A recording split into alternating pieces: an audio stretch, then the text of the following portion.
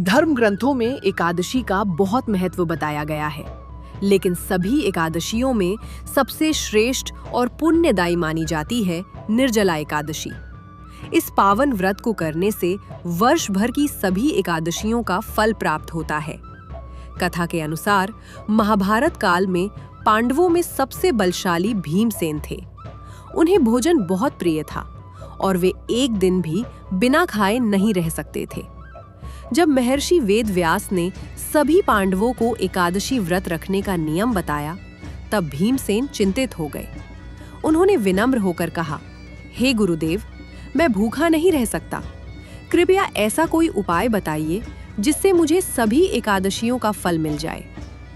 तब महर्षि वेदव्यास ने कहा, हे भीम, तुम ज्येष्ठ मास की शुक्ल पक्ष की एकादशी को निर्जल व्रत रखो। इस दिन बिना अन्न और जल के व्रत करने से तुम्हें वर्ष की सभी एकादशियों का फल प्राप्त होगा। भीमसेन ने इस व्रत को श्रद्धा से स्वीकार किया और पूरी निष्ठा से निर्जला एकादशी का व्रत रखा। तभी से ये व्रत भीम एकादशी या निर्जला एकादशी के नाम से प्रसिद्ध हुआ।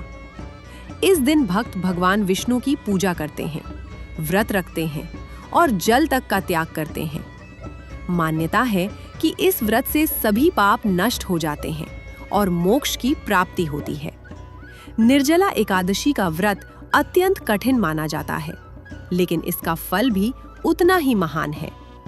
इस दिन दान पुण्य का भी विशेष महत्व होता है। जल, वस्त्र, अन्न और धन का दान करने से कई गुना पुण्य प्राप्त होता है। जो व्यक्ति श्रद्धा और विश्वास के साथ इस व्रत को करता है, उसके जीवन में सुख, शांति और समृद्धि आती है। भगवान विष्णु की कृपा उस पर सदैव बनी रहती है। इस व्रत की विधि बहुत सरल है। सुबह स्नान करके भगवान विष्णु का ध्यान करें, व्रत का संकल्प लें और दिन भर भक्ति में लीन रहें। अगले दिन द्वादशी को व्रत का पारण करें और जरूरतमंदों को दान दें। निर्जला एकादशी हमें संयम, श्रद्धा और भक्ति का महत्व सिखाती है। ये केवल एक व्रत नहीं, बल्कि आत्मा को शुद्ध करने का एक पवित्र माध्यम है। जो भी भक्त सच्चे मन से इस व्रत को करता है, उसे भगवान विष्णु का आशीर्वाद अवश्य प्राप्त होता है। चलिए जानते हैं इसकी पूजा विधि के बारे में। निर्जला एकादशी ज्येष्ठ माह के शुक्ल पक्ष की एकादशी तिथि को आती है।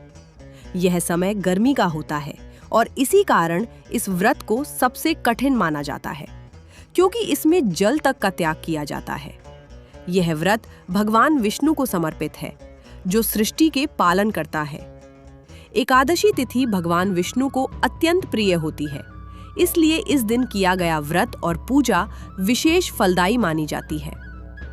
अब जानते हैं कि एक भक्त इस व्रत को सुबह से शाम तक कैसे करता है। इस दिन प्रातःकाल ब्रह्म मुहूर्त में उठकर स्नान किया जाता है और स्वच्छ वस्त्र धारण किए जाते हैं। इसके बाद घर के मंदिर या पूजा स्थान को साफ किया जाता है और भगवान विष्णु की मूर्ति या तस्वीर स्थापित की जाती है। अब व्रत का संकल्प लिया जाता है कि आज पूरे दिन बिना अन्न और जल के व्रत रखेंगे और भगवान विष्णु की भक्ति में लीन रहेंगे। पूजा में जिन सामग्रियों की आवश्यकता होती है वे हैं तुलसी पत्र, फूल, फल, धूप, दीप, अगरबत्ती, चंदन, अक्षत और शुद्ध जल। भगवान विष्णु को विशेष रूप से तुलसी अर्पित की जाती है, क्योंकि तुलसी उन्हें अत्यंत प्रिय है।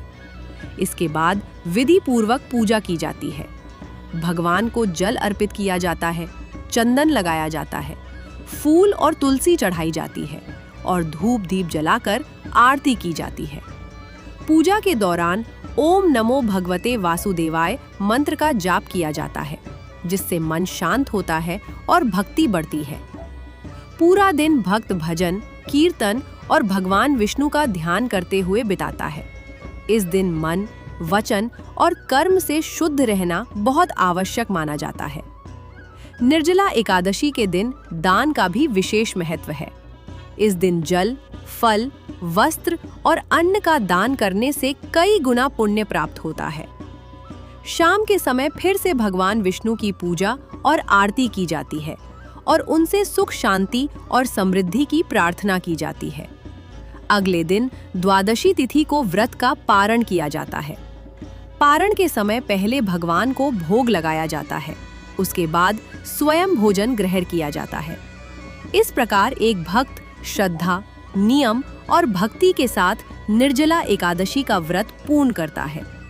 जो भी इस व्रत को सच्चे मन से करता है उसे भगवान विष्णु का आशीर्वाद अवश्य प्राप्त होता है।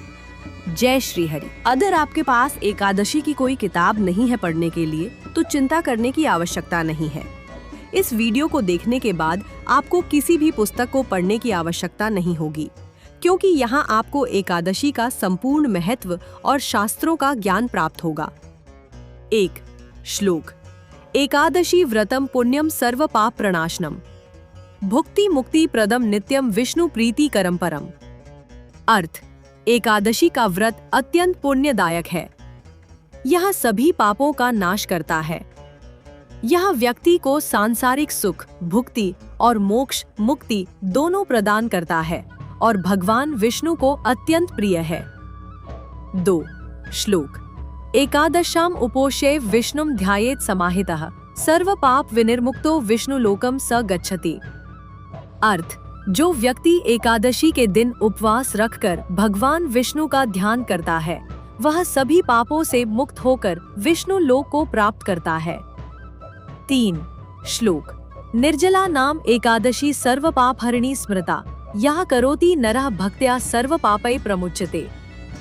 अर्थ, निर्जला एकादशी को सभी पापों को हरने वाली कहा गया है। जो व्यक्ति इसे श्रद्धा से करता है वह सभी पापों से मुक्त हो जाता है। 4 श्लोक। यथा गंगा नदी श्रेष्ठा यथा देवो जनार्दन तथा सर्वव्रतानां तु एकादशी परा स्मृता। अर्थ, जैसे गंगा नदी सभी नदियों में श्रेष्ठ है और भगवान विष्णु सभी देवताओं में श्रेष्ठ है, उसी प्रकार सभी व्रतों में एकादशी सबसे श्रेष्ठ मानी जाती है। 5 श्लोक। उपवासस्य महात्म्यम न शक्यम वक्तुमादरात्, एकादशी व्रतम पुण्यम सर्वधर्म फलप्रदम। अर्थ, उपवास का महत्व पूरी तरह शब्दों में बताया नहीं जा सकता। एकादशी का व्रत सभी धर्मों का फल देने वाला और अत्यंत पुण्यदायक है। 6 श्लोक। हरिवासर एतस्मिन् यः करोति उपोषणम न तस्य दुर्लभम किंचित त्रिषु लोकेषु विद्यते। अर्थ, जो व्यक्ति एकादशी के दिन व्रत रखता है उसके लिए तीनों लोकों में कुछ भी प्राप्त करना कठिन नहीं रहता। 7 श्लोक। अन्नत्यागेन ये भक्ताः कुर्युः श्रद्धान्विता व्रतम तेषां पापानि नश्यन्ति विष्णु लोकम प्रयान्ति ते। अर्थ, जो भक्त अन्न त्याग कर श्रद्धा से व्रत करते हैं उनके सभी पाप नष्ट हो जाते हैं और वे विष्णु लोक को प्राप्त होते हैं। 8 श्लोक। निर्जला एकादशी व्रतम यः करोति समाहितः सर्व एकादशी फलम लभते नात्र संशयः। अर्थ, जो व्यक्ति पूरी श्रद्धा और ध्यान से निर्जला एकादशी का व्रत करता है उसे सभी एकादशियों का फल प्राप्त होता है, इसमें कोई संदेह नहीं है। जो भी इन श्लोकों को सुनता या पढ़ता है वह भगवान विष्णु की कृपा प्राप्त करता है और जीवन में सुख शांति पाता है। जय श्री हरि।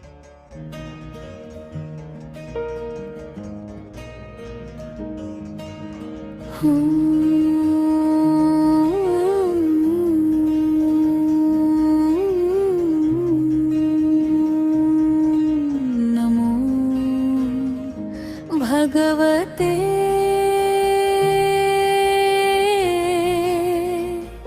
वासुदेवाय।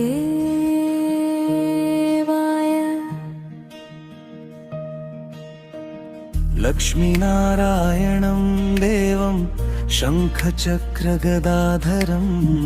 पीताम्बरधरं देवं सर्वाभरणभूषितं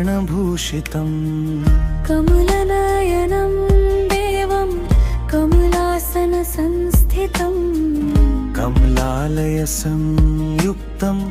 वन्दे लक्ष्मीपतिं हरिं श्रीवत्सचिह्नं वक्षस्थं कौस्तुभमणिभूषितं वन्दे विष्णुं जगन्नाथं लक्ष्म्या सह विराजितं नारायणं जगन्नाथं विश्वरूपं सनातनं शरणागतपालं च वन्दे भक्तवत्सलम् भक्तवत्सलम्।